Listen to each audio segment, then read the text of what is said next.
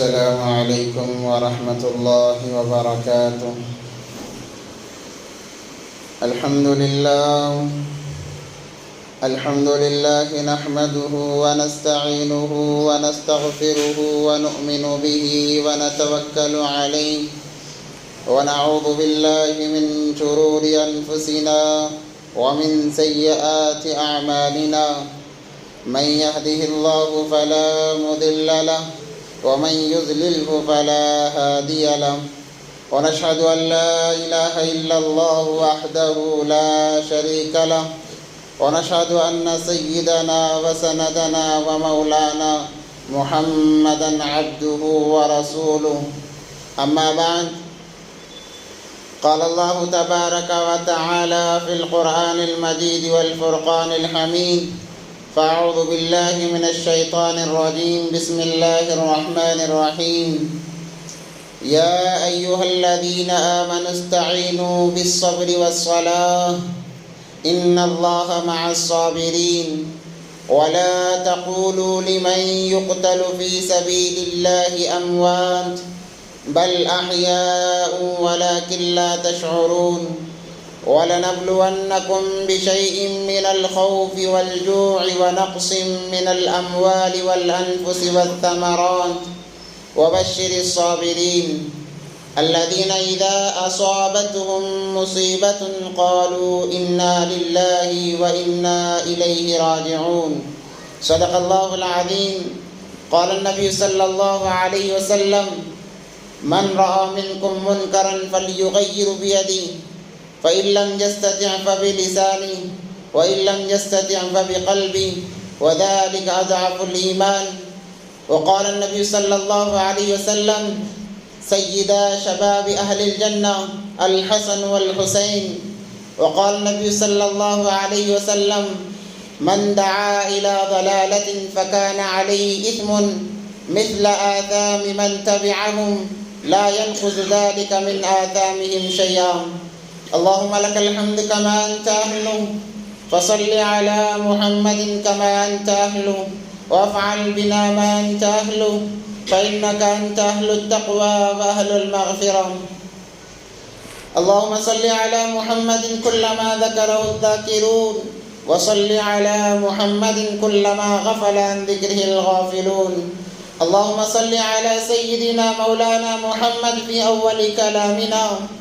اللهم صل على سيدنا مولانا محمد في أوسط كلامنا. اللهم صل على سيدنا مولانا محمد في آخر كلامنا. اللهم صل على محمد وآله ألف ألف مرة. اللهم صل على محمد وآله ألف ألف مرة. اللهم صل على محمد وآله ألف ألف مرة.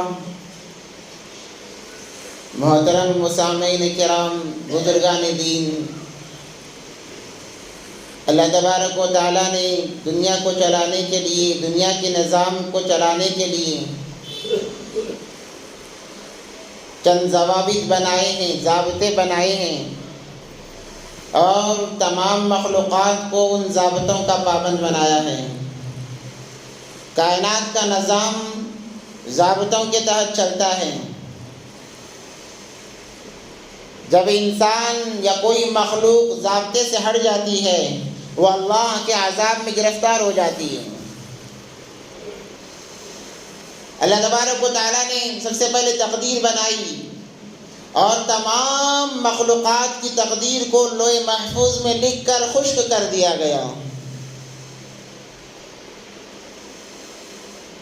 تقدیر جو ہے، اللہ نے جو تقدیر بنائی وہ ہمیشہ رہے گی، اس کے اندر تبدیلی آ نہیں سکتی۔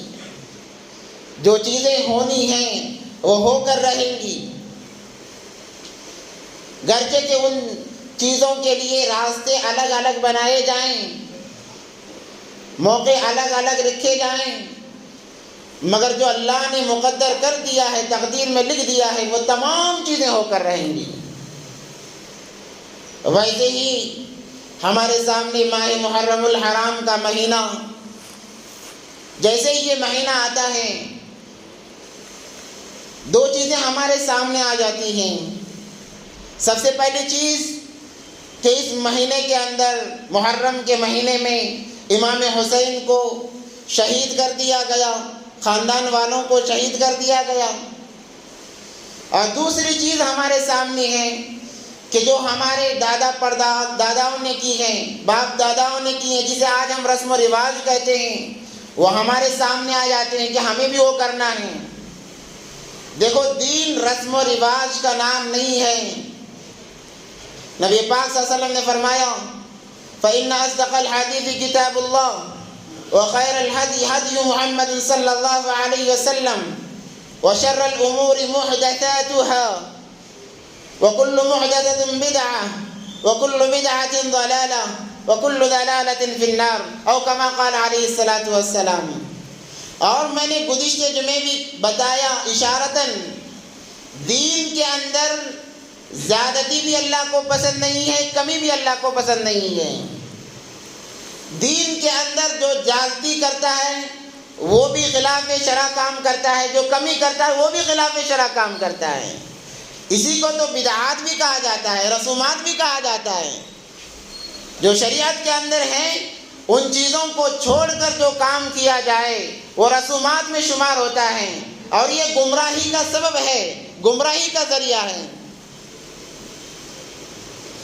مگر افسوس کہ ہم نے اس ماہ مبارک کو رسومات کے لیے مختص کر دیا، خاص کر دیا۔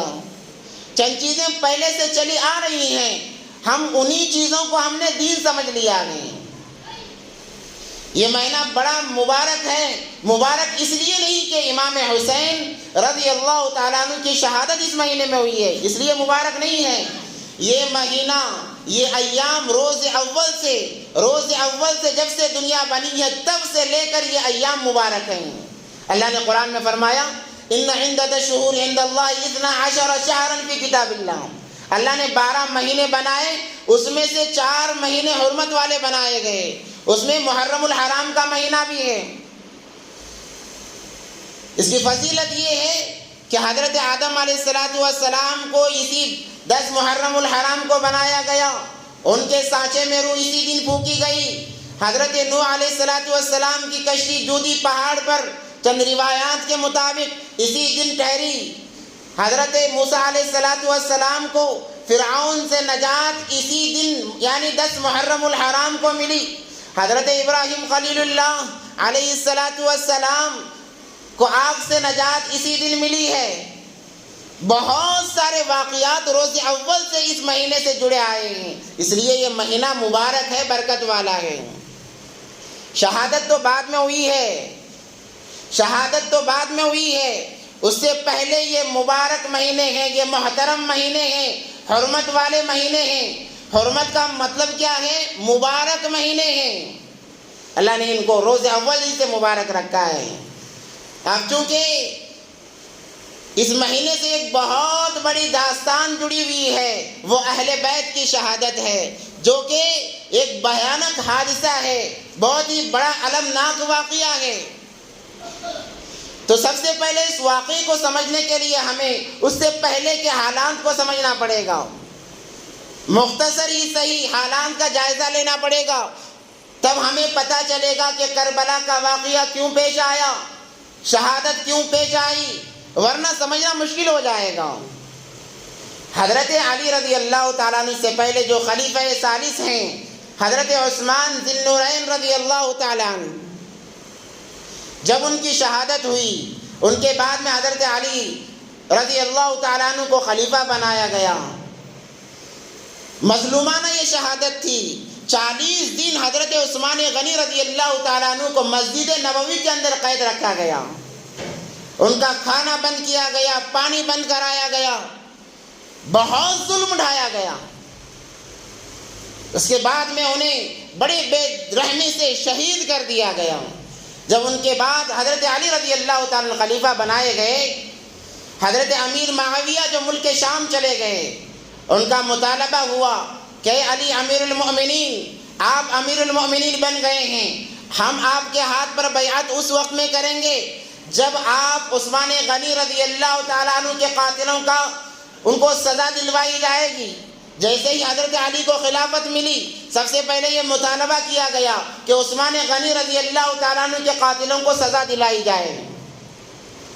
حضرت علی رضی اللہ تعالیٰ عنہ کیونکہ خلیفہ بن گئے تھے، نزاکت کو سمجھتے ہوئے حضرت علی رضی اللہ تعالیٰ نے کہا کہ ابھی یہ موقع نہیں ہے، اگر ابھی ان کے قتال کا بدلہ لیا گیا پورے معاشرے کے اندر ایک کھلبلی مچ جائے گی، ایک ہنگامہ برپا ہو جائے گا، جنگیں شروع ہو جائیں گی، اس لیے چند لمحے یا چند ایام انتظار کیا جائے، اس کے بعد میں ان سے بدلہ لیا جائے گا۔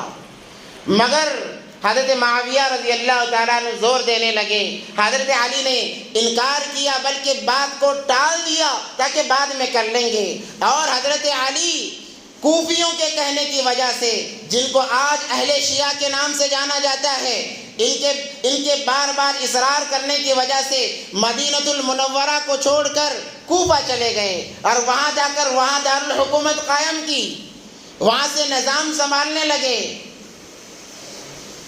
اور یہ آپس کے جو دونوں طرف کے جو لوگ تھے، حضرت علی رضی اللہ تعالیٰ عنہ کے طرف کے حضرت امیر معاویہ رضی اللہ تعالیٰ عنہ کے، ان دونوں کے معاملات دن بدن بڑھتے گئے اور بگڑتے گئے، جس کی وجہ سے جنگیں پیش آئیں۔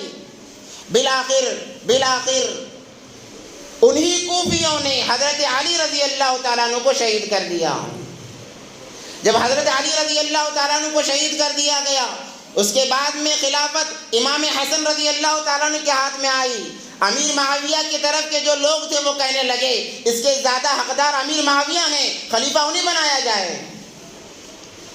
الغرض امام حسن رضی اللہ تعالیٰ عنہ نے نزاکت کو دیکھتے ہوئے امام حسن نے صلح کر لی حضرت امیر معاویہ رضی اللہ تعالیٰ عنہ سے کہ ہم آپس میں لڑنا ہمیں پسند نہیں ہے۔ یہ بشارت تھی جو حضرت حسن رضی اللہ تعالیٰ عنہ کے پیدائش پر نبی پاک صلی اللہ علیہ وسلم کو دی گئی تھی۔ اب ذرا یہ سمجھ لیں کہ امام حسن اور امام حسین یہ کون ہیں؟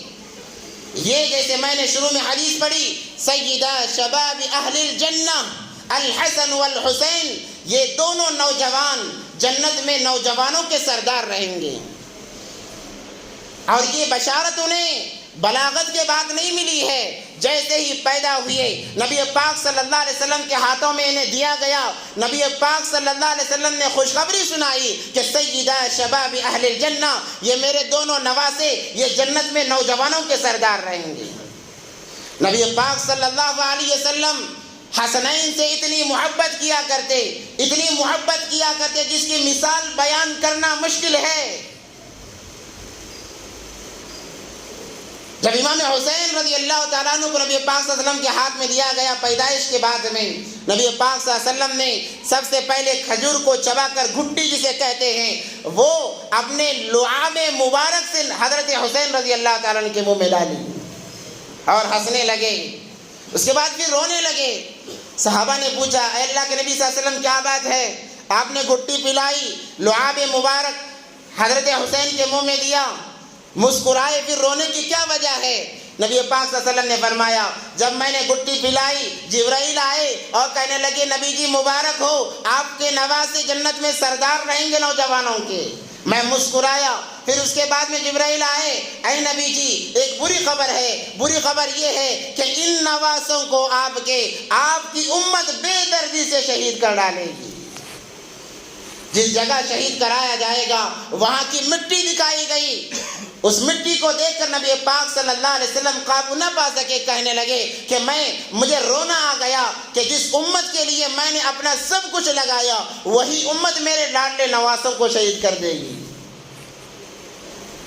روز اول یہ بشارت دی گئی تھی، اور اتنی محبت کر کے ایک مرتبہ حدیث میں ہے کہ ممبر رسول پر کھڑے ہو کر خطبہ دے رہے ہیں۔ خطبہ بہت اہم ہوتا ہے۔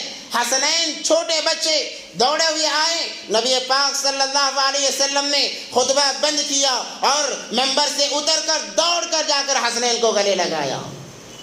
یہ میرے دو پھول ہیں، یہ میرے جگر کے ٹکڑے ہیں، جو ان سے محبت کرے وہ مجھ سے محبت کرتا ہے، جو ان سے بغض رکھتا ہے وہ مجھ سے بغض رکھتا ہے، اور جو مجھ سے بغض رکھتا ہے وہ اللہ سے بغض رکھتا ہے۔ تعلقات اتنے جوڑے، محبت کی مثال پیش کر کے بتائی. نماز میں ہیں، فرض نماز پڑھ رہے ہیں. ایک مرتبہ حضرت حسین آئے اور کاندھے پر سوار ہو گئے. نبی پاک صلی اللہ علیہ وسلم سجدے میں ہیں، حسنین پیٹھ پر بیٹھے ہیں. نبی پاک صلی اللہ علیہ وسلم نے اس وقت تک سر نہیں اٹھایا جب تک حسنین نیچے نہیں اترتے. صحابہ نے خیال کیا کہ شاید نبی پاک صلی اللہ علیہ وسلم کی روح پرواز کر گئی کہ اتنا لمبا سجدہ کیا ہے، مگر جب دیکھا گیا حسنین سوار ہیں، جس کی وجہ سے نماز کے سجدے کو لمبا کیا ہے. اس لیے محبت کرنے والے ایک مرتبہ اپنے کاندھے پر بیٹھ کر دو حسنین کو بٹھائے ہیں اور گھوڑا بن کر مسجد نبوی میں چکر لگا رہے ہیں. حضرت ابوبکر صدیق رضی اللہ تعالیٰ عنہ آئے اور کہنے لگے واہ واہ حسنین، کیا مبارک سواری ہے، کیا مبارک سواری ہے. نبی پاک صلی اللہ علیہ وسلم نے فرمایا اے ابوبکر صرف اتنا ہی کہہ کے خاموش ہو گئے، یہ دیکھتے نہیں کتنے مبارک ہستیاں سوار ہوئی ہیں.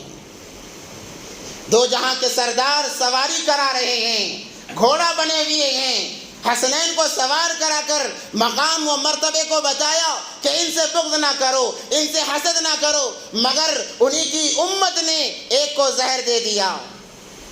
قصہ مختصر کہ جب حضرت امام حسن نے حضرت امیر معاویہ سے صلح کر لی کہ ہم لڑیں گے نہیں، جدال نہیں کیا جائے گا، جنگ نہیں کی جائے گی، صلح کر لی کہ آپ آپس میں مل کے رہتے ہیں، تو ان کوفیوں کو بڑا غصہ آیا، ان شیعہ لوگوں کو بڑا غصہ آیا، تو امام حسن کو ان لوگوں نے زہر دے کر مار دیا، شہید کر دیا. جب یہ ان کا انتقال ہو گیا، امیر معاویہ خلیفہ بنائے گئے. اس کے بعد میں وہ خلافت سنبھال رہے تھے. خلافت سنبھالتے سنبھالتے ایک لمبا عرصہ گزرا.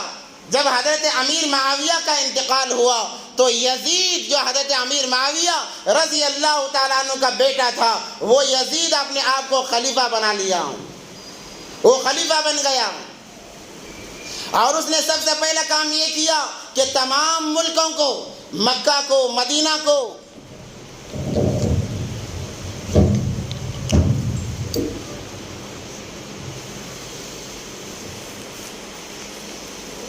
اللہم صلی علی سیدنا محمد وعلی آل سیدنا محمد وبارک وسلم.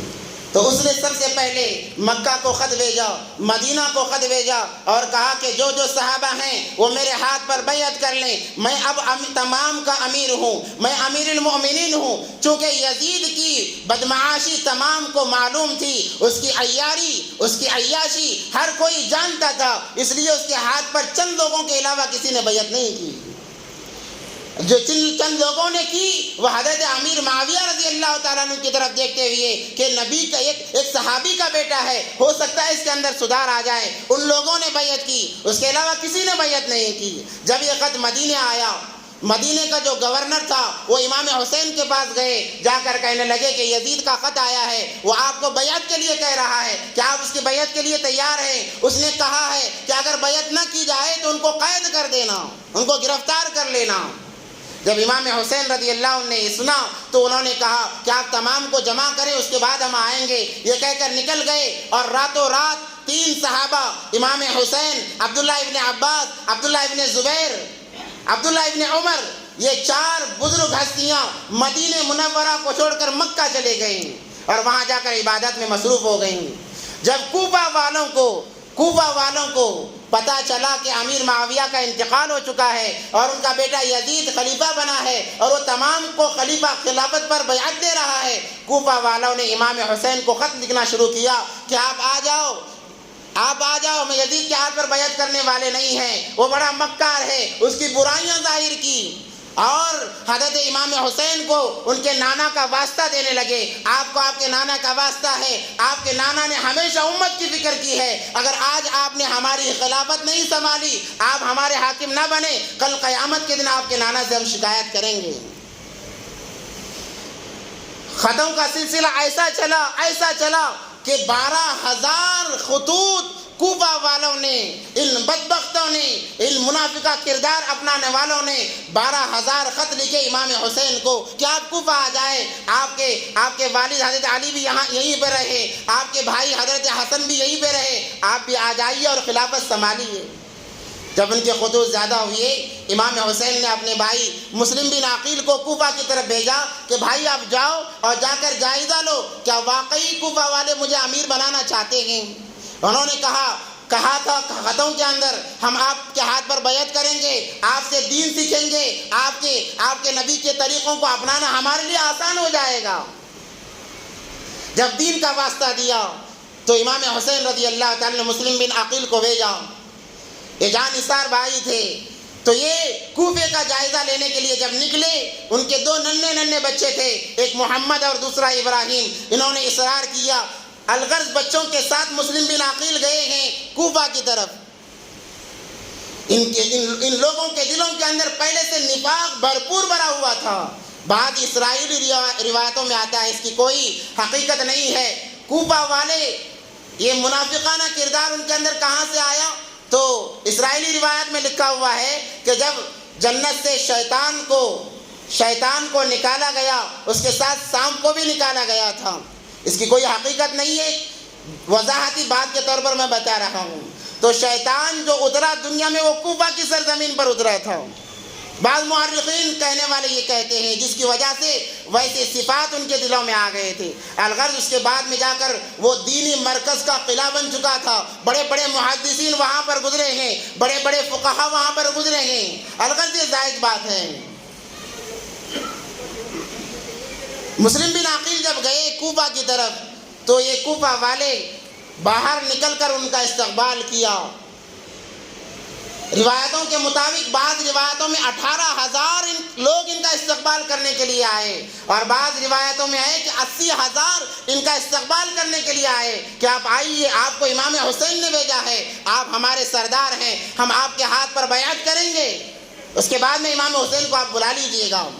مسلم بن عقیل جب گئے کوفہ کے اندر، ان کا استقبال ایسا پرجوش تھا کہ یا حسین کے نعرے، یا حسین کے نعرے، ان کے دامن کو تھامنے کے نعرے، جو کہ آج کا مسلمان، نام نہاد مسلمان نعرے لگاتا ہے، یا حسین کے نعرے بیکار نعرے لگاتا ہے، یا رسول اللہ دامن نہیں چھوڑیں گے کہ نعرے لگاتا ہے، مگر جب سنتوں کو زندہ کرنے کا معاملہ آتا ہے یہ دکھتا نہیں۔ سنتوں کو زندہ کرنے کا جب معاملہ آتا ہے یہ رفو چکر ہو جاتا ہے، اس کی نعرے بازی ختم ہو جاتی ہے۔ تو کوفہ والوں کے یہ نعرے تھے۔ تو امام مسلم بن عقیل رضی اللہ تعالیٰ بہت خوش ہوئے، تمام کوفہ کا جائزہ لیا اور اپنے بھائی کو خط لکھا کہ آپ جلدی آ جائے، آپ کی خلافت کے یہ لوگ منتظر ہیں۔ ایک دن میں 10,000 لوگوں نے میرے ہاتھ پر بیعت کی ہے، اور فوراً خط کو روانہ کر دیا مکے کی طرف۔ یہاں سے ان کا خط روانہ ہوا، وہاں یزید کو پتا چلا کہ مسلم بن عقیل کوفہ آئے ہوئے ہیں اور امام حسین کے نام سے بیعت لے رہے ہیں، تو انہیں عبید اللہ بن زیاد کو کوفہ کا گورنر بنایا۔ پہلے کوفہ کا گورنر عبداللہ ابن بشیر رضی اللہ تعالیٰ عنہ تھے، ان کو معزول کر دیا، نکال دیا۔ عبید اللہ ابن زیاد جو بڑا مکار سرکش تھا، اس کو بھیجا کہ تجھے کوفہ کی میں گورنر ہی دیتا ہوں، وہاں جا کر حکومت سنبھالو، اور جو امام حسین کے نام پر بیعت لے رہے ہیں انہیں گرفتار کرو۔ عبید اللہ ابن زیاد کوفہ آیا، آنے کے بعد حالات کا جائزہ لیا۔ اس نے ایک تقریر کی، کہا کہ جو مسلم بن عقیل کے ہاتھ پہ بیعت کیے ہیں جن لوگوں نے، اگر وہ اپنی بیویوں کو بیوہ بنانا چاہتے ہیں تو اپنی بیعت پر باقی رہیں، جن کے بچوں کو یتیم کرانا ہے وہ اپنی بیعت پر باقی رہیں، ورنہ میں آج شام تک کا وقت دیتا ہوں، مہلت دیتا ہوں، تمام کے تمام یزید کے لیے میرے ہاتھ پر بیعت کریں۔ ایک تقریر جو دھمکی بھری تقریر تھی، تمام کوفہ والوں کے دل بدل گئے، تمام لوگوں نے مسلم بن عقیل کا ساتھ چھوڑ دیا۔ یہ ظلم تو یہاں سے شروع ہوا۔ ان کا خط جا چکا ہے امام حسین کی طرف، امام حسین اہل و عیال کے ساتھ آنے کے لیے وہاں تیار ہیں۔ یہاں دیکھا جائے مسلم بن عقیل کے ہاتھ پر 18,000 لوگوں نے جو بیعت کی تھی، صبح سے شام تک کا یہ معاملہ۔ دوسرے دن یزید کی ابن زیاد کی تقریر ہوئی، ایک ایک کر کے نکلتے گئے۔ فجر کی نماز میں 18,000 میں سے 15,000 باقی رہے، ظہر کی نماز میں 10,000 باقی رہے، عصر کی نماز میں 5,000 باقی رہے، مغرب کی نماز میں 2,000 باقی رہے، عشاء کی نماز میں 2,000 تھے۔ سلام پھیرا، ایک بھی مسلم بن عقیل کے پیچھے کوفی نہیں تھا۔ تمام کے تمام ان کا ساتھ چھوڑ کر چلے گئے۔ یہ اعلان کرایا گیا سارے کوفے کے اندر کہ جو مسلم بن عقیل کا ساتھ دے گا اس کے سر کو دھڑ سے الگ کر دیا جائے گا۔ وہ مسلم بن عقیل جو لوگوں کی نظروں پر حکومت کر رہے تھے، آج تنے تنا وہاں پر کھڑے ہوئے ہیں، اور یہ فرمان جاری کر دیا گیا کہ انہیں گرفتار کیا جائے، جہاں ملے وہیں پر ان کو شہید کر دیا جائے۔ یہ فرمان ابن زیاد کی طرف سے ملا۔ تو جو لوگوں نے بیعت کی تھی، جو نعرے بازی کر رہے تھے، وہی لوگ مسلم بن عقیل کو شہید کرنے کے لیے تلواریں نکال کر ڈھونڈنے لگے۔ مسلم بن عقیل بچتے بچاتے ہانی ابن عروہ کے گھر میں مقیم رہے، مگر کمبختوں کو پتہ چل گیا۔ انہوں نے دوسرے دن عالت صبح ان کو گھر سے نکالا اور وہاں ایک جنگ شروع ہوئی۔ بے دردی سے مسلم بن عقیل رضی اللہ تعالیٰ عنہ کو شہید کر دیا گیا۔ جو وفادار کہلاتے تھے، آج وہ دغاباز بن کے ان کو شہید کر دیا گیا۔ ان کی اولاد کو بھی نہیں چھوڑا، بچوں پر بھی رحم نہیں آیا۔ مسلم بن عقیل کہتے رہے، ہم اہل بیت ہیں، نبی کے خاندان سے ہیں، ذرا تو رحم کرو۔ ہمارے داداؤں نے، ناناؤں نے آپ کے لیے کیا کچھ نہیں کیا ہے، تمہیں ان کا واسطہ دیا جاتا ہے۔ مگر جب انسان سرکشی پہ اترتا ہے، اسے کسی کا واسطہ کام نہیں دیتا۔ اللہ نے قرآن میں فرما دیا، ختم اللہ علی قلوبہم وعلی سمعہم وعلی ابصارہم غشاوہ۔ ننھے ننھے دو معصوم بچے، ایک کی عمر 7 سال ہے، ایک کی عمر 9 سال ہے، مسلم بن عقیل کو شہید کر دیا گیا۔ یہ ڈر کے مارے کسی کونے میں جا کر چھپے رہے۔ انہوں نے ارادہ کیا کہ ہم اپنے چچا کی طرف چلے جائیں گے۔ رات میں یہ کہہ کر سفر میں نکلے، رات بھر چلتے رہے۔ صبح اٹھا، صبح جب نظر آنے لگی، رات کی تاریکی ختم ہو گئی، دیکھا کوفہ کے بیچوں بیچ شہر میں ہیں۔ ابن زیاد نے ان کو پکڑوایا اور جہاں پر باپ کو شہید کر دیا گیا تھا اسی جگہ لے کر ان معصوم ننھے بچوں کو بھی شہید کر دیا گیا۔ وہاں سے امام حسین سفر کے لیے نکل چکے ہیں۔ 72 آدمی، 70 پر 2 آدمی، اس میں سے 17 یا 20 اہل بیت ہیں، باقی ان کے خادمین ہیں۔ وہ قافلہ وہاں سے نکلا ہے۔ جب کوفہ کے قریب آئے، پتہ چلا مسلم بن عقیل کو شہید کر دیا گیا ہے۔ امام حسین رضی اللہ تعالیٰ نے انا للہ پڑھی اور کہا کہ اے مسلم بن عقیل کے بچوں، صبر کرو، تمہاری قربانی ضائع نہیں جائے گی، اللہ تمہاری قربانی کو ضائع نہیں کیا کریں گے۔ تمہارا باپ شہید ہوا ہے، دین حق کے لیے شہید ہوا ہے۔ 3 دن پیاسا رکھا گیا۔ جب حضرت امام حسین آئے کربلا کے میدان میں، انہوں نے پڑاؤ ڈالا۔ وہاں سے حضرت حر رضی اللہ تعالیٰ نے 1000 کا لشکر لے کر ابن زیاد کی طرف سے آئے اور امام حسین کے قافلے کو روکا۔ یہ حضرت حر صحابی ہیں، وہ آ کر امام حسین سے کہنے لگے، ابن زیاد کی نیت خراب ہو چکی ہے، آپ برائے مہربانی کوئی دوسرا راستہ اپنا لیں۔ امام حسین نے کہا، میرا بھائی شہید ہوا ہے، اس کا بدلہ ضرور لیا جائے گا۔ ابن حر نے انہیں سمجھایا۔ دیکھتے ہی دیکھتے اور 4000 کا لشکر ابن زیاد کی طرف سے شمر کا آیا۔ تو امام حسین نے 8 محرم الحرام کو ان لوگوں کو دعوت دی، نماز کی۔ تو تمام لوگ آئے، کہنے لگے ہمارے پاس پانی نہیں ہے وضو بنانے کے لیے۔ جو ان کے پاس پینے کا پانی تھا وضو بنانے کے لیے دیا تاکہ نماز ادا کی جائے۔ تمام نے ایک ساتھ نماز ادا کی۔ عصر تک سارا کربلا کا میدان کوفیوں سے بھر گیا۔ امام حسین نے وہاں تقریر کی، مگر ان کی تقریر کا کرنا، ان کی نصیحت کا کرنا کسی کو راز نہیں آیا، کسی کے دلوں پر کچھ اثر نہیں ہوا۔ انہیں دریائے فرات سے دور رکھا گیا۔ 1 دن گزرا، 2 دن گزرا، پانی کے لیے یہ تڑپنے لگے، مگر کوفیوں کو رحم نہیں آیا۔ امام حسین نے آخری دن کہا کہ اللہ کے لیے 3 کام کیے جائیں، یا تو مجھے اتنی مہلت دی جائے کہ میں واپس چلا جاؤں، یا پھر مجھے یزید سے ملنے کا موقع دیا جائے، میں یزید سے بات کروں گا، یا پھر میں سرحد کی طرف کہیں جا کر جہاد میں زندگی گزاروں گا۔ مگر ابن زیاد جس کا اہم کردار اس جنگ میں رہا ہے کربلا کے واقعے کے اندر، وہ کہنے لگا ہم کسی کا موقع دینے والے نہیں ہیں۔ الغرض یہ 10 محرم الحرام کو جنگ شروع ہوئی۔ ان کا مطالبہ یہ تھا کہ آپ یزید کے ہاتھ پر بیعت کر لو۔ امام حسین کا مطالبہ تھا میری جان چلی جائے گی یزید کے ہاتھ پر میں بیعت نہیں کروں گا، کیونکہ وہ بڑا عیاش انسان تھا، بڑا مکار انسان تھا۔ اگر امام حسین اس کے ہاتھ پر بیعت کر لیتے تو ساری انسانیت تباہ و برباد ہو جاتی، دین کا بیڑا غرق ہو جاتا۔ امام حسین نے محسوس کیا اور کہا کہ میں یزید کے ہاتھ پر بیعت نہیں کروں گا، چاہے اس کے لیے میری جان داؤ پر لگانی پڑے، کوئی معاملہ نہیں، کوئی بات نہیں ہے۔ ہم اور آپ ہوتے تو کیا کہتے؟ بھائی جان ہے تو جہان ہے، جان ہے تو جہان ہے، جان بچ جائے گی، بعد میں سب کچھ کر لیں گے۔ مگر وہاں معاملہ الگ تھا۔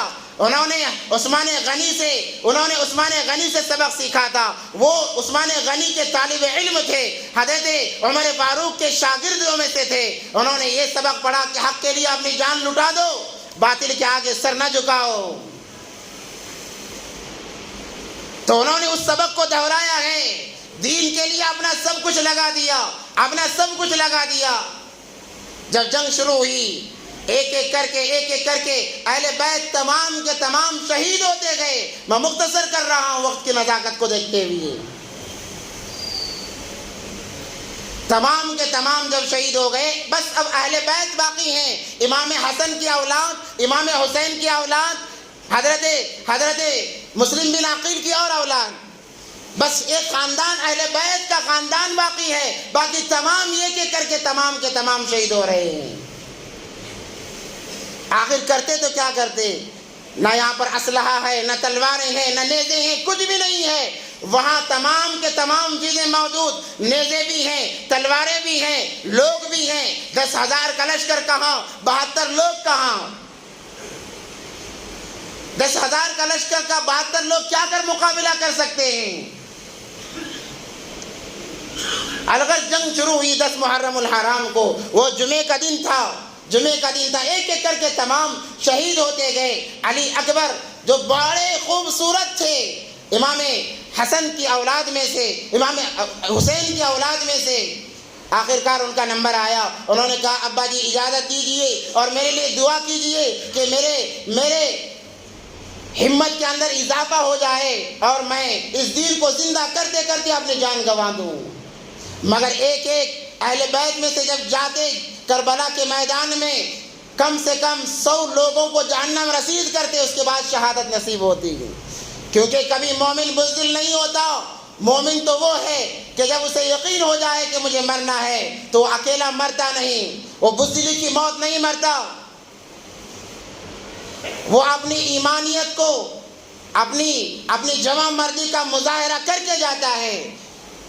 یہ چیزیں تو ان کی فطرت میں شمار تھیں۔ علی اکبر گئے اور لڑتے لڑتے وہ بھی شہید ہو گئے، ایک ایک کر کے شہید ہوتے گئے۔ امام حسین دعا کر رہے ہیں، اللہ سے دعا کر رہے ہیں اللہ لاج رکھ لے۔ جیسے کوئی شہید ہوتا جاتے امام حسین ان کو لا کر خیمے کے اندر ڈھیر، کتابوں میں لکھا ہے کہ میتوں کی ڈھیر لگ گئی خیموں کے اندر، عورتوں کی رونے کی امتحان آ رہی، چیخیں نکل گئی۔ اتنے میں آواز آئی، حضرت زینب نے آواز دیا، آئے میرے بھائی ذرا رحم کرو۔ علی اصغر جو دودھ پیتے بچے ہیں ان کی زبان باہر نکل آئی ہے، پانی نہ ملنے کی وجہ سے ان کی زبان باہر نکل آئی ہے، ذرا ان کے لیے تو پانی کا انتظام کرو۔ میں بہت مختصر کر رہا ہوں۔ امام حسین دوڑے ہوئے گئے، دیکھا 2 سال کا بچہ وہ کیسے بھوک کو برداشت کر سکتا ہے، وہ کیسے پیاس کو برداشت کر سکتا ہے۔ زبان نکل گئی۔ امام حسین اس کو 2 ہاتھوں میں لیتے ہیں اور جاتے ہیں کوفیوں کے پاس اور جا کر کہتے ہیں، یا ابن زیاد سے، شمر سے کہتے ہیں، اے غدارو مجھے تم ہی نے بلایا ہے، میں آیا نہیں ہوں، مجھے تم لوگوں نے خطوط کے ذریعے سے بلایا ہے، میں اپنی عبادتوں میں مصروف تھا، اپنے اعمال میں مصروف تھا، تم نے مجھے 12,000 خطوط لکھے، ایک ایک کا نام لے کر امام حسین پکار رہے ہیں۔ ایک شاعر کہتا ہے امام حسین کی زبانی، مجھے کوفہ والو مسافر نہ سمجھو، میں آیا نہیں ہوں بلایا گیا ہوں۔ مجھے کوفہ والوں مسافر نہ سمجھو، میں آیا نہیں ہوں، بلایا گیا ہوں، ایک مہمان بنا کر ستایا گیا ہوں۔ اگر تم مجھے نہ بلاتے میں کبھی نہ آتا۔ تم نے مجھے نانا کا واسطہ دیا، نانا کے دین کا واسطہ دیا، اس دین کے خاطر میں تمہارے پاس آیا ہوں۔ آج یہ حالت ہے کہ میری اولاد کو، میرے بھتیجوں کو ایک ایک کر کے تم نے شہید کر دیا گیا۔ ذرا اس معصوم سی جان پر تو رحم کھاؤ۔ تمہارا اور میرا معاملہ ہے، تمہارا اور ہمارا معاملہ الگ ہے۔ اس معصوم کا کیا قصور ہے؟ یہ معصوم ہے، 2 سال کا بچہ ہے، دودھ پیتا بچہ ہے۔ اس کی زبان دیکھو باہر آ گئی ہے، جو ہمارے پاس سامان تھا ختم ہو گیا۔ تم نے دریائے فرات سے ہمیں الگ رکھا ہے۔ ہم چاہتے اگر پانی بھی پلا دیتے تمہارا مقابلہ ہم بڑی ہمت سے کر سکتے تھے۔ ہمارے پاس کچھ بھی نہیں ہے، اس بچے پر رحم کرو۔ یوں علی اصغر کو ہاتھ میں لے کر بات کر رہے ہیں، شمر کمبخت نے ایک تیر پھینکا جو علی اصغر کی حلق کے آر پار ہو گیا۔ اس چھوٹے سے بچے پر بھی ان غداروں کو رحم نہیں آیا، ان مکاروں کو رحم نہیں آیا۔ جب وہ شہید ہو چکے، امام حسین ہاتھ میں لیے ہوئے ہیں، دیکھتے ہی دیکھتے دونوں ہاتھوں میں خون جمع ہو گیا۔ امام حسین نے آسمان کی طرف دیکھا اور کہنے لگے، یا اللہ اگر تجھے یہی پسند ہے تو میں اس چیز پر بھی راضی ہوں، تجھے اگر یہ منظور ہے اس چیز پر میں راضی ہوں، یا اللہ مجھے کوئی اعتراض نہیں ہے۔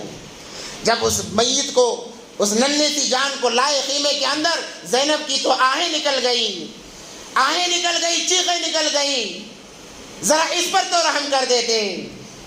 اب تمام کے تمام ختم، ایک باقی ہیں، 2 باقی ہیں، امام حسین اور حضرت زین العابدین رحمۃ اللہ علیہ، جو بالکل بیمار، اٹھ بھی نہیں سکتے تھے۔ امام حسین جب جانے لگے تمام عورتیں رونے لگی کہ ایک ایک کر کے ہمارے تمام مرد ختم ہو گئے، اب ہمارا کیا بنے گا، اب ہمارا کیا بنے گا۔ انہوں نے دلاسا دیا، کہا کہ گھبراؤ نہیں، جس کا کوئی نہیں ہوتا اس کا اللہ ہوتا ہے، اللہ آپ کے ساتھ ہمیشہ سے اور ہمیشہ رہے گا۔ یہ کہہ کر امام حسین نکلے، لڑتے لڑتے لڑتے آخر کہاں تک لڑتے؟ ہزاروں کا لشکر، ایک اکیلا نوجوان ہے، جوان مرد ہے، سر پر حضرت علی کا امامہ باندھا ہے، ہاتھ میں حضرت علی کی تلوار ہے، امامہ فاطمہ الزہرا کے دوپٹے سے باندھا ہے، ہاتھ میں علی کی تلوار ہے۔ اس کے باوجود کئی لوگوں کو جہنم رسید کیا ہے۔ جب تیر اور تلوار کے زخم سے تاب نہ لا سکے، نماز کا وقت جب قریب ہونے لگا، کہنے لگے، اے شمر، زیاد سے کہو کہ نماز کا وقت ہو رہا ہے، جمعے کا دن ہے، تمام لوگ ممبروں پر خطبہ دے رہے ہیں اور چند لوگ نمازیں پڑھ رہے ہیں، مجھے ذرا مہلت دی جائے کہ میں نماز فرض ادا کر لوں۔ دیکھو نماز کی اہمیت کتنی ہے۔ آج ہمیں پنکھوں کے سائے تلے نماز پڑھنے کی توفیق نہیں ہوتی، وہاں تو تلواروں کے سائے تلے سجدے ادا کیے جا رہے ہیں۔ وہ ایک سجدہ جسے تو گراں سمجھتا ہے، ہزاروں سجدوں سے دیتا ہے آدمی کو نجات۔ ایک سجدہ جسے تو گراں سمجھتا ہے، ہزاروں سجدوں سے دیتا ہے آدمی کو نجات۔ شمر نے کہا کہ نماز پڑھنے کی اجازت نہیں ہے۔ وہ مسلمان اپنے آپ کو کہتے تھے، جیسے کہ آج کے شیعہ مسلمان اپنے آپ کو سمجھتے ہیں، وہ مسلمان سمجھتے تھے۔ نماز کا معاملہ آیا، کہنے لگے مہلت نہیں دی جائے گی۔ امام حسین نے کہا جو ہونا ہے ہو کر رہے گا، نماز تو ادا کر کے رہوں گا۔ یہ کہہ کر ایک طرف کھڑے ہو گئے، تلوار لگائی، زمین پر گاڑ دی اور نماز کے لیے ہاتھ اٹھا دیا، کہا اللہ اکبر۔ کیا عالم ہوگا، کیا منظر ہوگا، کیا منظر ہوگا کہ تیر اور تلواریں چاروں طرف سے چل رہی ہیں، مگر وہاں پر فرض کو ادا کیا جا رہا ہے۔ اگر چاہتے نماز کو مؤخر کیا جا سکتا تھا، جب جنگ کا معاملہ ہو، ایک مسئلہ ہے، نماز کو مؤخر کیا جا سکتا ہے، نماز کو بعد میں بھی پڑھا جا سکتا ہے، مگر اہمیت بتانی تھی۔ جان قربان کر دی جا سکتی ہے، احکام کو قربان نہیں کیا جا سکتا۔ جب سجدے میں گئے ہیں، شمر بدبخت آتا ہے اور آ کر امام حسین رضی اللہ تعالیٰ عنہ کے گردن پر وار کر کے ایک وار میں ان کا سر دھڑ سے الگ کر دیتا ہے۔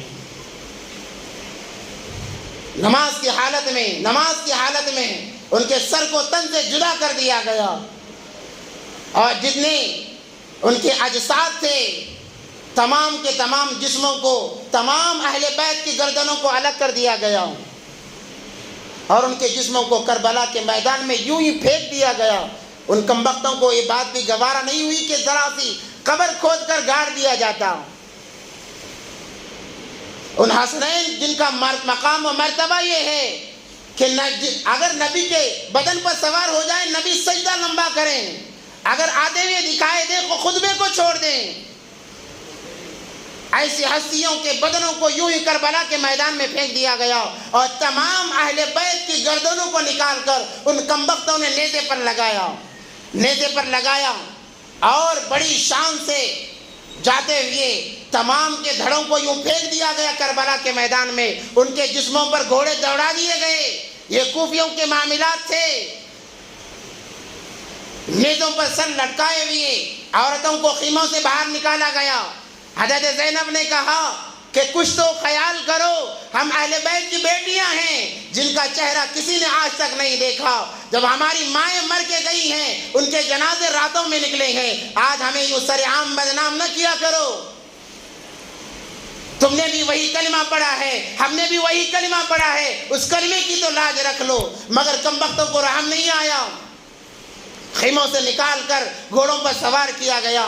جب یہ قافلہ بدنوں کو رونتا جانے لگا، حضرت زینب نے مدینہ کی طرف دیکھ کر کہا، واہ محمدا یا محمدا ھذا حسین بالعراء، یا محمدا، اے نانا جان دیکھیے آپ کے نواسے کے ساتھ میں کیا ہو رہا ہے، آپ دیکھ رہے ہیں نا، آپ دیکھیے آپ کے خاندان والوں کے ساتھ میں کیا کیا جا رہا ہے۔ یا محمدا ھذا حسین بالعراء مزمل الدماء وقطع الاعضاء وبناتك السبايا وذريتك مقتلة، آپ کے نواسوں کے اعضاؤں کو کاٹ دیا گیا ہے اور ہار بنا کر یہ لوگ اپنے گلے میں پہنے ہوئے ہیں، آپ کے اولاد کے ٹکڑے ٹکڑے کیے جائیں۔ آپ دیکھ رہے ہیں نا، آپ دیکھیے کیا معاملہ کیا جا رہا ہے۔ یہ قافلہ شمر ابن زیاد کا بڑے خوشی مناتے ہوئے، ناشتے گاتے ہوئے یزید کی طرف چلا ہے۔ یہ قافلہ یزید کی طرف جا رہا ہے۔ یہ قافلہ، اے مسلمانوں، آج تم انہی کی سنت کو زندہ کر رہے ہو، انہی کی گئی گزری سنت کو تم زندہ کر رہے ہو کہ انہوں نے اہل بیت کے سروں کو لے کر ناچا تھا، تم نے مصنوعی سر کو بنایا، مصنوعی ہاتھ کو بنایا اور تم ناچتے ہوئے جا رہے ہو اور کہتے ہو مسلمان ہیں۔ ہم کیسے مسلمان ہیں؟ حقیقی معنوں میں انہوں نے جو جشن منایا ہے، آج کا مسلمان بھی وہی کر رہا ہے۔ گنبد خضرا کی تصویر بنائی جاتی ہے، کعبۃ اللہ کی تصویر بنائی جاتی ہے، امام حسین کے ہاتھ کی تصویر بنائی جاتی ہے اور ناچتے ہوئے یہ قافلہ گلیوں سے نکلتا ہے۔ ذرا تو رحم کرو، ذرا تو اپنے آپ پر رحم کرو۔ اللہ کو غضب آتا ہوگا، کہیں اللہ کا غصہ وجود میں آ گیا، برباد ہو جائیں گے، نست و نابود ہو جائیں گے۔ اس لیے خدا را ایک بات کہہ کے اپنی بات ختم کرتا ہوں، وقت زیادہ لے لیا، معافی چاہتا ہوں، مگر بات کو ایک حد تک مکمل کرنا تھا کہ آج اگر اس قافلے میں ہم شریک ہوں گے، ہماری بہنیں، ہماری بیٹیاں شریک ہوں گی، گویا کوفیوں کا ہم ساتھ دے رہے ہیں، ان کی نقالی ہم کر رہے ہیں۔ نبی پاک صلی اللہ علیہ وسلم نے فرمایا، من تشبہ بقوم فہو منہم، جو انسان جس کی شباہت اختیار کرتا ہے وہ انہی میں سے ہو جاتا ہے۔ تم نے کلمہ پڑھا ہے، لا الہ الا اللہ محمد رسول اللہ، کل قیامت کے دن اگر تمہیں کوفیوں کے ساتھ کھڑا کیا جائے، نبی پاک صلی اللہ علیہ وسلم حسنین کا سر لائیں گے اور آ کر کہیں گے، اے کوفیوں، تمہیں نے میرے نواسوں کو شہید کیا تھا۔ وہاں ہم سے سوال کیا جائے گا، ہمارے پاس کیا جواب ہوگا؟ اس لیے خدا را اپنی جانوں پر رحم کرو، ان میلوں میں شامل نہ ہو۔ جب انسان کوئی گناہ کرتا ہے، اس کا ایمان سینے سے نکل کر ہوا میں لٹکتا رہتا ہے۔ جب تک اس چیزوں سے وہ نکلتا نہیں، اس کا ایمان ہوا میں لٹکتا رہتا ہے۔ اس درمیان موت آ گئی، کافر ہو کر مرو گے، مرتد ہو کر مرو گے، یہودی ہو کر مرو گے، اپنے حال پر رحم کرو، ایسے قافلوں میں شامل نہ ہو۔ تو کرنا کیا ہے؟ ان کے لیے ایصال ثواب کریں، اس دن روزہ رکھیں، اللہ کے حضور گڑ گڑائیں، یا اللہ ہمارا شمار کوفیوں میں نہ فرما۔ روزہ رکھ کر ایصال ثواب کریں اپنی طاقت کے موافق۔ مگر ان میلوں میں اور جو رسم و رواج ہم نے کھچڑا پکانے کی، شربت تقسیم کرنے کی کر رکھی ہے، خدا را اس چیز کو ختم کریں، اس چیز کو ختم کریں۔ یہ شباہت ہے کوفیوں کی، شباہت ہے شمر کی، شباہت ہے ابن زیاد کی، جو کہ مکار ہیں۔ اللہ نے انہیں ایسے لوگوں کو مردود قرار دیا۔ اللہ نے قرآن میں اعلان فرما دیا، جو جان بوجھ کر خطا پر اڑا رہے اس کے دل پر بے ایمانی کا مہر لگ جاتا ہے۔ ختم اللہ علی قلوبہم وعلی سمعہم وعلی ابصارہم غشاوہ۔ انشاءاللہ اگر موقع رہا زیاد کے ساتھ اور شمر کے ساتھ کیا معاملات پیش آئے، کیا ان کی حکومت ویسے ہی باقی رہی؟ آخر ان کی حکومت چلی تو کب تک چلی؟ حسین شہید ہو گئے، ہمیشہ کے لیے وہ نام کر گئے، ہمیشہ تک جب تک دنیا قائم رہے گی انسانوں کی زبانوں پر امام حسین حسنین کے نام رہیں گے، اور کوئی جب تک دنیا قائم رہے گی کوئی یزید اپنے اولاد کا نام کوئی یزید رکھنے کے لیے تیار نہیں ہوگا۔ تو اس کے اندر اعلیٰ کون، افضل کون، انشاءاللہ اگر موقع ملا تو اگلے جمعے یا اس کے بعد میں جمعے انشاءاللہ بیان کیا جائے گا۔ وآخر دعوانا الحمدللہ رب العالمین۔